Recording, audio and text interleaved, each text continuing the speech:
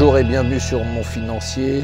Comme vous vous en doutez, nous sommes d'abord le 2 juillet, le jeudi 2 juillet. Comme vous vous en doutez bien évidemment, la Grèce, encore une fois, à la une de tous les journaux. Alors qu'est-ce qui s'est passé hier? Tsipras a en fait révélé son jeu. Il ne voulait pas faire de référendum. Il avait provoqué ce référendum en espérant que les Européens ont craqué. Bien évidemment, qui a craqué? C'est François Hollande qui était prêt à dire bon allez, on vous fait un accord, même un mauvais accord pour gagner un peu de temps, comme disait Zeko.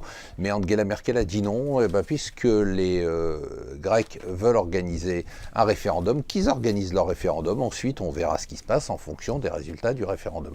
Les derniers sondages qu'on vient d'avoir sur le référendum donnent le oui gagnant, mais a priori, ils ne sont pas très fiables, donc il va falloir attendre. Alors, les marchés ont réagi de façon assez surprenante, puisqu'ils ont rebondi. Alors, ils ont rebondi au début sur des rumeurs, nous dit le Financial Times, d'annulation du référendum, et puis après, on a confirmé que le référendum se tiendrait. Tsipras a appelé à voter non, et pourtant, les marchés ont continué à monter, ce qui voudrait dire que finalement, ils pensent qu'on va avoir un accord qui est réponse oui ou non sur le référendum. Le Wall Street Journal parle d'un événement historique. En 1961, John Kennedy suspendait toute relation diplomatique avec Cuba.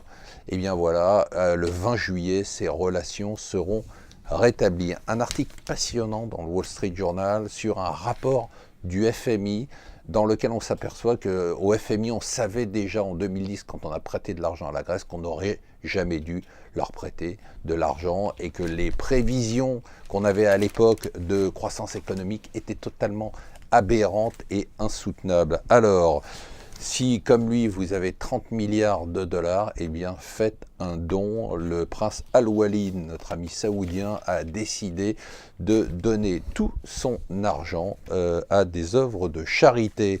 Là, on parle de 30 milliards de dollars. Là, on parle de 31 millions d'euros, mais c'est quand même pas mal. C'est la plus grosse levée pour une fintech en France. Alors, Cocorico, c'est pour Prêt d'Union. Bon, alors, on va pas en parler, mais j'ai quand même pas dormi de la nuit. Il fait chaud, super chaud, c'est pas terminé. On va morfler.